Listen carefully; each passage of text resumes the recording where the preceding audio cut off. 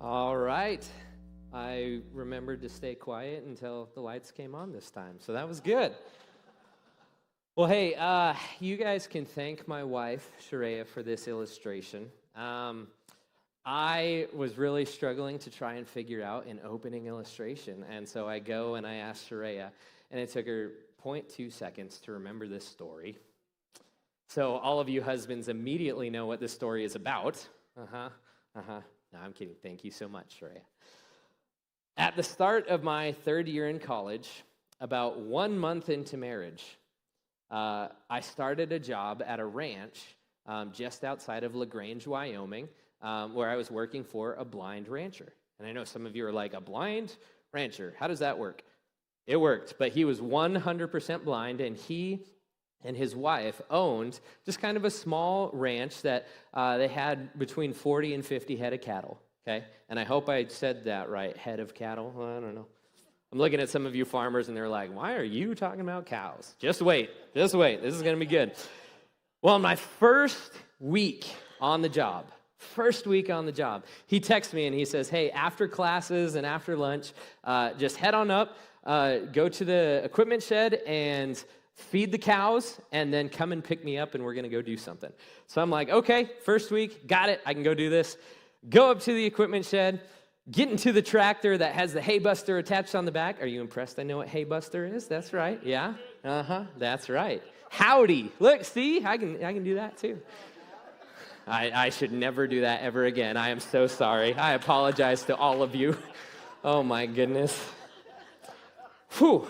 Well, anyways, so I get into the tractor, it's got the hay buster on the back, and I lift the bucket up, and I turn and look behind me, and I start backing the hay buster and the tractor out of the equipment shed. Dude, that's impressive. Look at this guy driving a tractor with a hay buster attached to it. That's pretty good. So I'm going, and all of a sudden I hear this like scraping sound.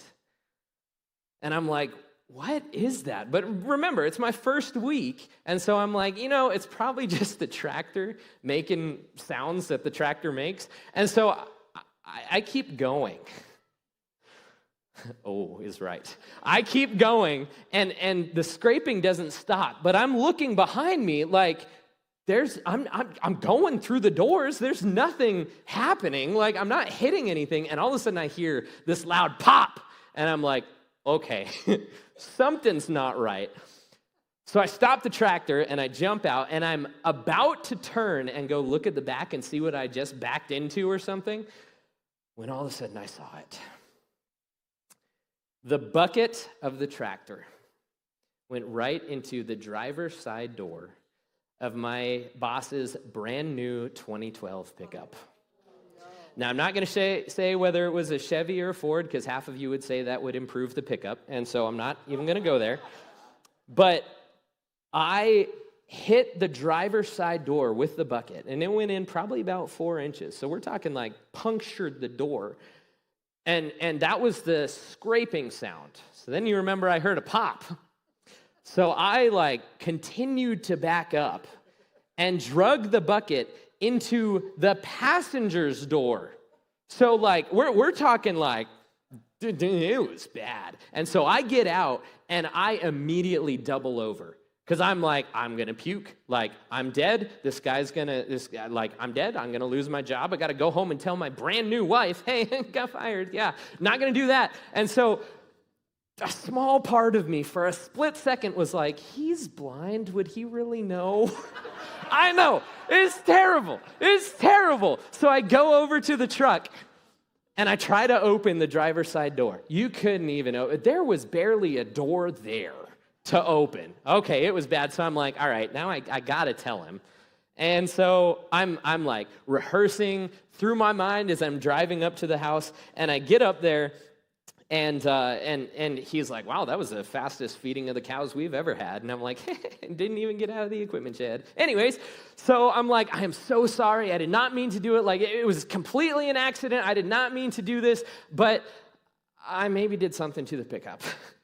And he just quietly, I led him to the car. He climbed in. We drove over there, and I led him over to the pickup, and he gets out, and he just starts feeling the damage.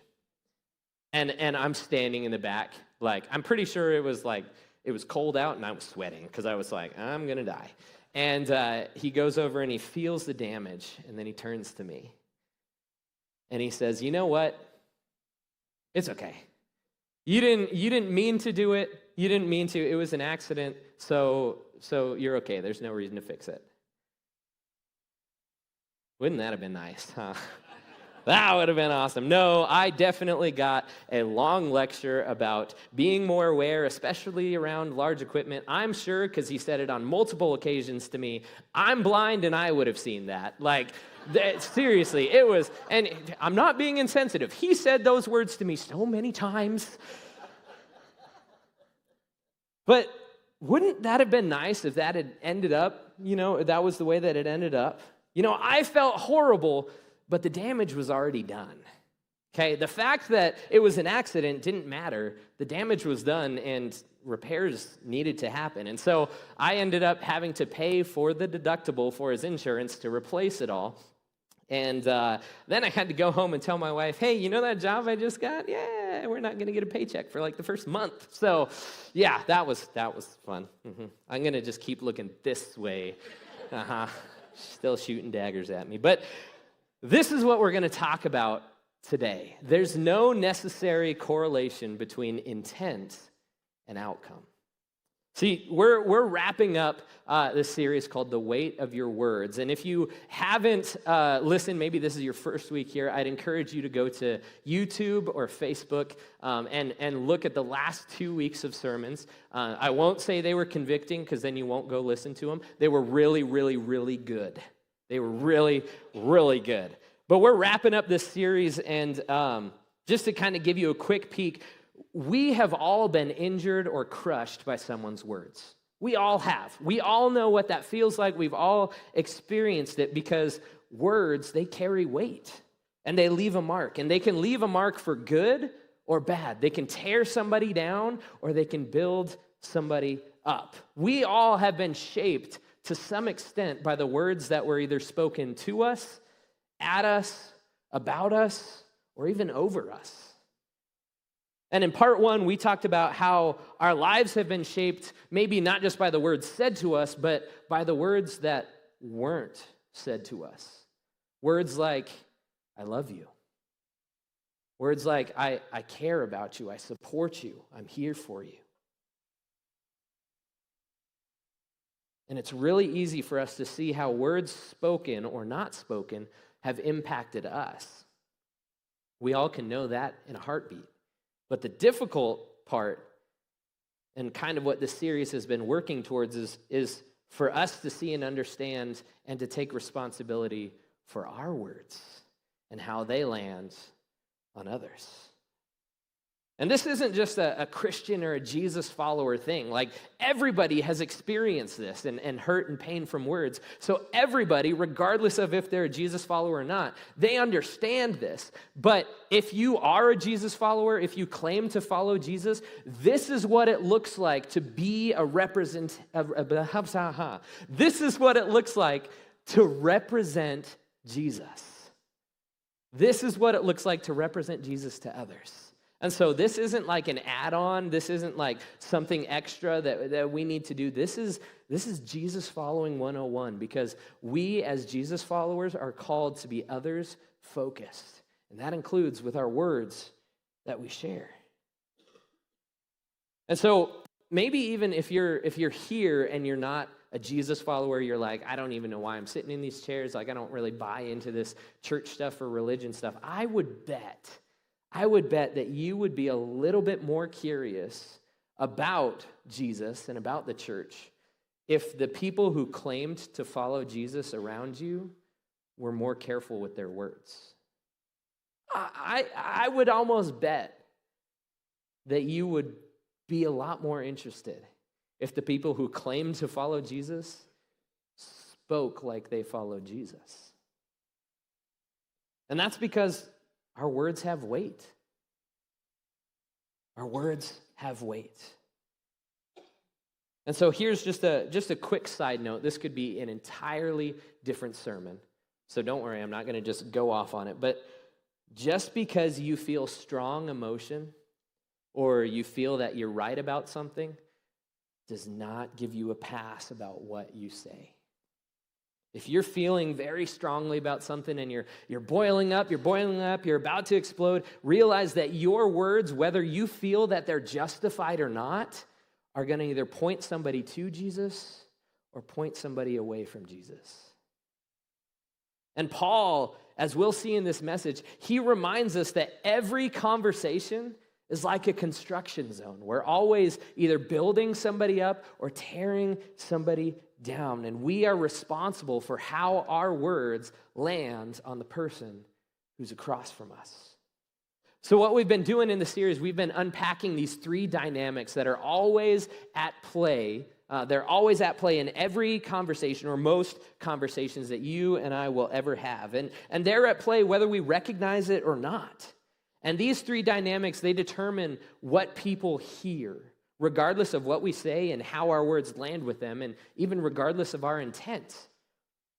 And the interesting thing is, like, we've all been on both the positive and negative side of these three dynamics. And so you would think, having experienced this and lived through it and been like, yeah, I know that words hurt. So-and-so said this about me 20 years ago and it still hurts. You would think that because we've all experienced this, we would be so on top of it, right? We'd be like, okay, I've been hurt this way, so I need to make sure that I'm not going to hurt someone else this way. You would think.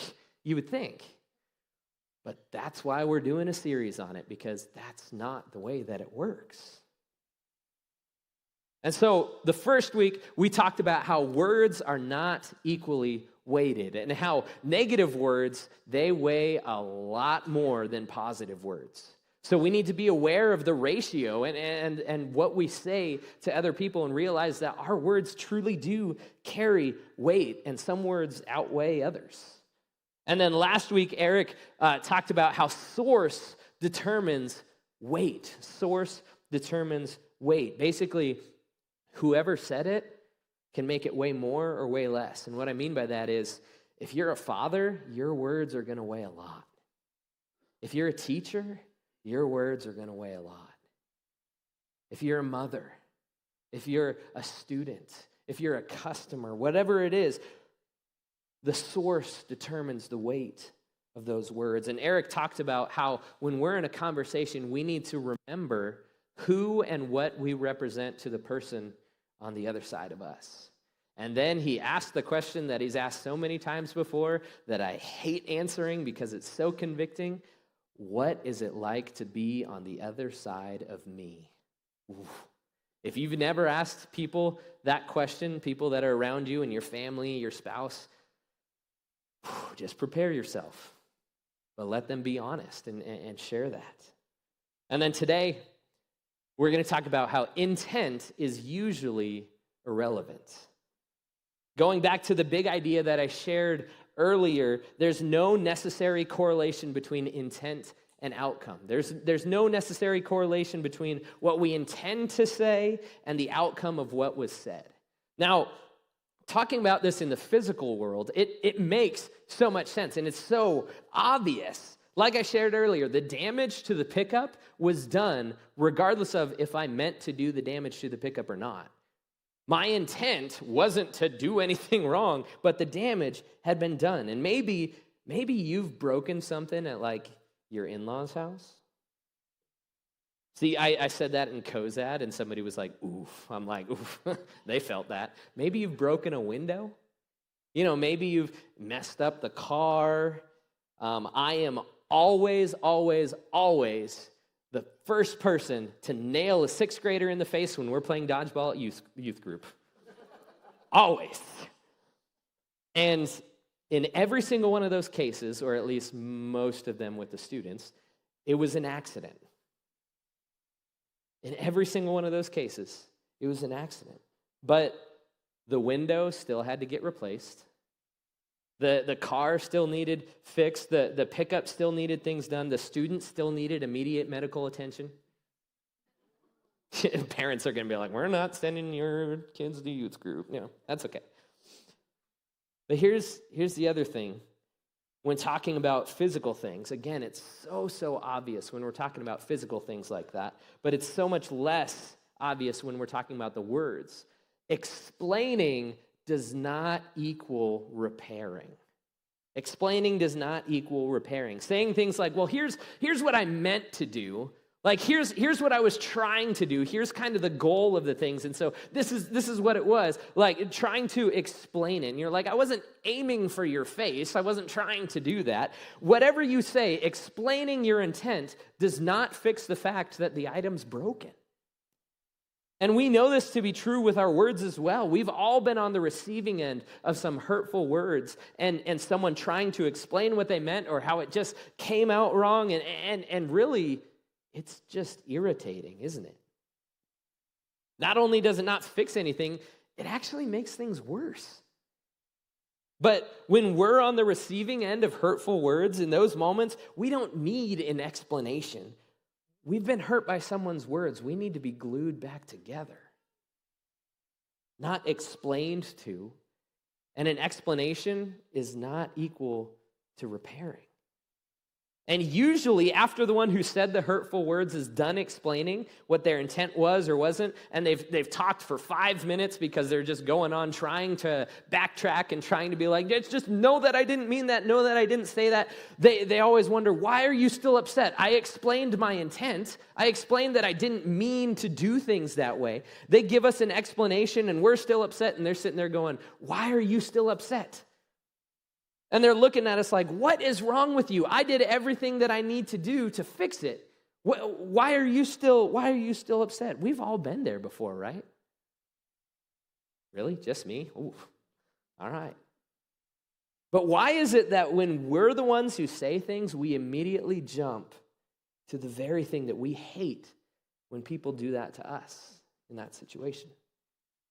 We say things like, I didn't mean it like that, or that didn't come out right. Or one that I've said a lot, I was just trying to be funny. Maybe it wasn't my intent to hurt you. Now, do you know what those 4 statements and others like it actually communicate? Do you know what they communicate? Blame. We are blaming the person that we hurt for taking what we said the way that they took it. Do you understand that? Well, if they hadn't taken them that way, if they had known my intent, if they hadn't, heard it that way, then we wouldn't be in this situation. They wouldn't be mad at me. So it's their fault that they took it the way that I said it. They interpreted my words that way, so it's on them. They should buck up, they should mature up, they should be more professional, they should grow up, whatever it is, because it's on them. They know I didn't mean that, so it's on them. And again, when we begin explaining our intent, we don't mean to blame, but that sounds an awful lot like blaming, doesn't it? And I mean, we've been on the receiving end of that, and when they just keep explaining and explaining and explaining, and they feel like they're gluing us back together, and we're just sitting there going like, this is doing no good at all. And then when they bundle in an apology,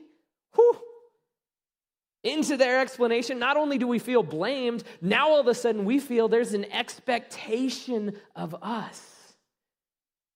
Not only did they explain it away and they completely disregarded our feelings or things like that, now all of a sudden they're saying, you need to give me forgiveness because they apologized. And since they apologized, we should feel better.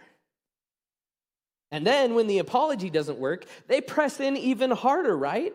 They start going, I said I was sorry. What else do you want me to do? I did everything on my part to make this right. I did everything. I've come at you. I've explained all of this. I've gone through this. Why aren't you fine? Why aren't we fine now? Why aren't we back to where we were before any of this even started? And we've all been on the receiving end of that, and we hate it. And we know that it doesn't work, but yet we still try it. And do you know why that doesn't work? See, if I back a tractor into the side of a 2012 pickup, and I go over and I'm like, I'm so sorry. The pickup doesn't just transport back to the pre-tractor catastrophe condition. The damage is still done, even though I'm sorry. And here's the thing. Apologies don't reverse and erase accidental injuries to the body. And apologies don't reverse and erase accidental injuries to the soul when words are the weapon that was used. They don't erase the injuries to the relationship, to the marriage, to the self-confidence of the other person. They don't erase it. Now, this isn't always the case, but most of the time, word damage is worse than physical damage. And here's why. If you slam my fingers in a car door, I am 99% sure you did not mean to do that, apart from maybe one person in the room who probably did mean to do that to me. Josh Hagan. No, I'm kidding. Sorry. But I'm 99% sure that you did not mean to do that. You did not mean to do that. But I'm not completely sure you didn't mean the words that just came out of your mouth. I'm not completely sure and not so convinced that you didn't mean what you just said. You may not have intended for those words to come out, but they came out, which means they were in there. And I'm not really convinced that I didn't just learn something about the way that you view and value me as a person through the words that you just used. See, James, the brother of Jesus, he gives us this picture in this picture of what we're talking about in chapter 3 of his book. And he starts out and he says, indeed, we all make many mistakes, which I'm so glad James started this way because it immediately makes it relatable, because we've all made many mistakes. He said, indeed, we all make many mistakes, for if we could control our tongues, we would be perfect and could also control ourselves in every other way. He's saying if you can control your mouth, you have arrived. Controlling your tongue, controlling your words, controlling your mouth, that is the epitome of maturity. That is the highest standard that you can achieve. If you control your tongue, everything else would be easy, because mouth control is the ultimate self-control. And that's what James is saying. And then he goes on and he says, we can make a large horse go wherever we want by means of a small bit in its mouth. And a small rudder makes a huge ship turn wherever the pilot chooses to go, even though the winds are strong. He's saying these small things, tiny things, compared to the horse, the bit is tiny. Compared to the ship, the rudder is tiny. But it's what controls them, and it's what directs them. And then he says, in the same way, the tongue is a small thing that makes grand speeches. The tongue is like the bit or the rudder. Though it's small, it steers and directs. He's saying where the bit goes, the horse goes. Where the rudder goes, the ship goes. Where the tongue goes, the person goes. And he said, if we just get control of our tongue, it would guide and direct us so much easier into where we actually want to go. Which, isn't that so true in conversations that we have with people? Like if we had just had a little bit more control over the words that we let spew out of our mouth. Or maybe even if we just didn't say that. Man, the tongue has the power to build up. But the tongue has the power to tear someone down. And then James goes on and he gives us this amazing word picture. He says, in the same way, the tongue is a small thing that makes grand speeches, but a tiny spark can set a great forest on fire. And among all the parts of the body, the tongue is a flame of fire. Just imagine the damage done by a huge forest fire. Like you guys remember just a couple months ago where you step outside and you breathe in smoke. You're like, what the heck? And like I did that and walked outside and was like, what in the world is going on? And I started looking up fires in Nebraska because I'm like, the air quality is so bad, it's got to be a fire like right outside of Gothenburg. Like that's got to be what it is. Turns out it was from wildfires in Canada over 1,000 miles away. And those fires in Canada were started by one spark. Yet us, over 1,000 miles away, are impacted by it. That's crazy to think about that. But then not only like just it impacting us, think about the damage that was taking place with those wildfires and all of the homes that were burned, the houses that were ruined, the lives that were upturned, all of that damage. And keep this in mind, okay? And this is something that I kind of like discovered this past week. We see the damage from wildfires, and it's terrible, but we have modern ways of controlling fires, right? We have airplanes that fly over and helicopters, and we have teams of firefighters. What did they have in Bible times? They're like, okay, honey, let me go load up the donkey with a couple jars of water. Like, think about that. We see massive, massive damage, and we have the ability to somewhat contain it. They didn't. Imagine the damage that they saw. And James is saying, look at all of that damage. Look at the massive amounts of damage. Look at what has occurred because of one small spark. And I wonder, how long is it going to take for restoration to occur?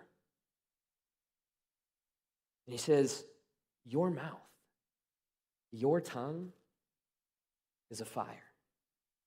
And the words that you speak are sparks.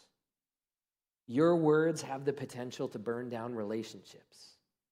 Your words have the potential to burn down a marriage, to burn down a child and their self-confidence and their self-esteem. And we know that that's true because we've all had it happen to us. Now, there's two things that you can do with an unintentional fire.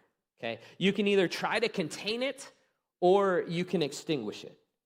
But when it comes to the fires that we start in other people's lives with our words, our first instinct is to try and contain it. We try and explain it, but explaining is not containing. We think it is, but explaining is actually just making it worse and spreading the fire. Just think about when someone hurt you with their words and then sat there and tried to explain it. Did it do any good for you to hear their explanation? No. What were they doing? Making it worse. They weren't intending to, but that's what was happening. What happens when you blow onto a fire? Nobody knows. Okay, let me ask it again. Feedback is good. What happens when you blow onto a fire? It grows. It gets bigger. You know what happens when you just let a bunch of words come out of your mouth trying to extinguish a fire? It gets bigger. And it doesn't do any good. The goal for all of us, especially for Jesus followers, is to put the fire out, to extinguish the fire. And fires from words, they're extinguished by two things, and neither of them come naturally. Unfortunately for us, neither of these things come naturally. The first one, to extinguish a fire created by words, it takes humility. Humility means I'm going to submit myself to you. I am going to put you, your interests, your feelings, and your well-being ahead of my own, even if it costs me. I am going to take full responsibility for the words that came out of my mouth and full responsibility for the situation that we now find ourselves. That's humility. And that's hard. But the second thing is sensitivity. Sensitivity because usually fire-starting words weren't spoken with sensitivity. But it's being aware of the other people and realizing that you've messed up. We need to show sensitivity, and explaining is just being insensitive. And that's why it makes it worse, because when we explain, really what we're doing is we're elevating ourselves. We're saying, I want to be understood. I want to make sure that you know what I meant by what I said and where I'm coming from. And it makes it all about me. We're saying, I hurt you, I said these things to you, and now I want you to understand what I meant and where I'm coming from. See, when we think about it that way, it makes sense, doesn't it? But when we don't remember James's words and the fact that our words carry weight, then all we end up doing is just making things worse. And so here's some practical application for us, because what good would all of this be if we just shared it and didn't give us any application? But this right here, this is how you extinguish word fires. This application, this is what you need to do to extinguish these word fires. It's how to show humility. It's how to show sensitivity. And so here's the step that you need to take. You ready? You ready? Nobody's ready. Are you ready? Are you sure? I wanted to see how you guys would take that. I am so sorry. And then here's the most important part. Period. Do you know why that's the most important part? Because everything that comes after that period sounds like an explanation. And it sounds like you're just trying to explain it away. You know what that period means? Stop talking. And so we're going to practice this, because so many of us have never put a period at the end of an apology. Because we always feel like we need to be understood, or we need to explain ourselves, and we need to explain what we meant, and we all the way home. My daughter's almost 2. I've been saying that all week, so it just flowed out there. But it's not about us. It's about the person on the other side of us that we hurt with our words. So, on the count of 3, we're going to say this out loud. All right, even if you're at home, you don't get a pass on this. You ready? 1, 2, 3. I am so sorry. No. You don't have to say punctuation out loud. Feel like an English teacher. We do not have to say punctuation out loud. Okay, so we're going to do this again. And this is practice. This is practice. So remember what the period means. Stop talking. So once we hit the period, okay, all right, you ready? 1, 2, 3. I am so sorry.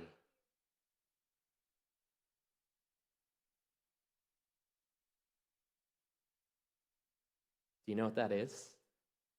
That silence is uncomfortable, isn't it? But you know what it is? It's creating space. It's creating space. It's you sitting in your guilt while they're sitting in their hurt that you caused. And for many of us who are fixers, we're going to be sitting in that silence going, well, you need to be the one to step in and fix this. You need to be the one to rebuild this. You need to be the one to initiate all of these things. And that's not true. You did the damage. Let them determine the speed and the method of recovery. And do you know what that means? That means not asking for forgiveness right away or even at all. I've done this and I've seen it countless times where one person gets hurt and they immediately explain what they meant. And then they're like, I'm sorry, I'm so sorry, I'm sorry. Will you forgive me? And the other person who is not at all in a position to actually forgive them all of a sudden feels pressure. They're like, okay, now I'm not just hurt by your words. Now I feel like I need to give you something to make you feel better about what you did. And they end up just feeling the pressure and caving and just going, okay, I forgive you. And that person walks away feeling better, like they did everything they needed to do to resolve it. And the person is left broken on the floor. And they hold that bitterness in their heart because they didn't really forgive that person. But that person's going to live like they're forgiven. And I cannot tell you how many times I have seen students say these words, I forgive you, and continue to hold it in their heart because they felt the pressure to say it and the damage that that does to the rest of their life. And so forgiveness is a gift. And the one who hurt them is saying, I know I hurt you, but I need you to forgive me so that I can feel better about this situation. Don't ask for forgiveness. Which I know sounds terrible, especially from the crossing. It sounds terrible. But flip the script. Wouldn't it have been so much better if they had taken this approach when they hurt you with their words? That instead of them trying to explain it away, instead of them trying to okay, I'm so sorry, I didn't mean it this way, I really didn't mean it, I hope that you're okay, will you forgive me? Instead of doing that, if they had just said, I am so sorry, and left it at that, and gave you the space that you need to heal, man, can you imagine the difference that would have made for you?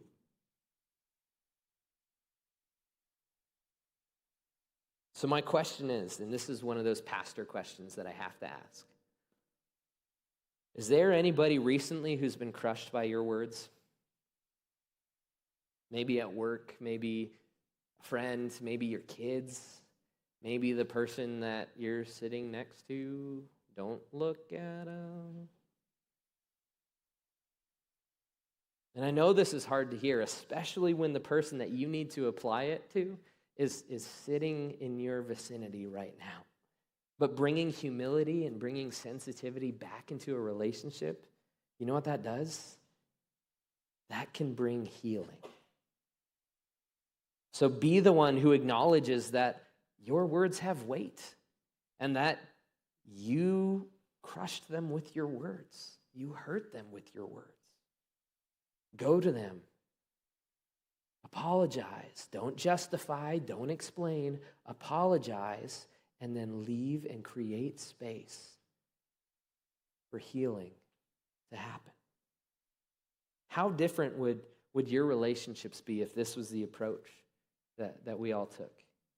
And you know what? Better than that. Think about this. How different would your life be if your parents took this approach when raising you? How different would your life be if your boss took this approach when leading you? How different would your kids' lives look if you took this approach? Can you imagine how much of a difference would be in people's lives? You know, the weight that you carry around every single day because of words either spoken to you or not to you. And realize that you have the ability to change that. Crossing. Let's be a church that not only practices this, but a place where, a church that's so full of families where generational hurt caused by words, spoken and unspoken, stops. Can you imagine what that would be like and what that would do? Because words, they carry so much weight. And words can be used to crush. Words can be used to build up. Words can be used to destroy. So we need to be aware of the weight of our words. And so, since we can't just close our mouths for the rest of our lives and not say any words, because I'm assuming some of you are going to talk after today. Maybe not all of you, but some of you will. I want to leave you with this verse from Paul's letter to the people in Ephesus. And this is what I want you guys to remember as we go today. It says, "Do not let any unwholesome talk come out of your mouths, but only what is helpful for building others up, according to their needs, that it may benefit those who listen. Would you pray with me? Dear God, we just thank you so much, man, that you love us, but not only that you love us, God, that you just cover us in your grace when we mess up, because we all make mistakes. We all, whether intentionally or unintentionally, we use our words to destroy others.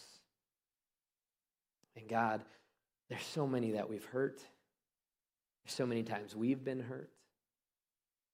But God, you in your grace allow restoration to occur. And so I pray that you would help us to lean into you, to get to a point where we forgive those who have hurt us. But God, help us to be intentional. And I pray that you would convict us to go and make things right to the people that we have hurt with our words.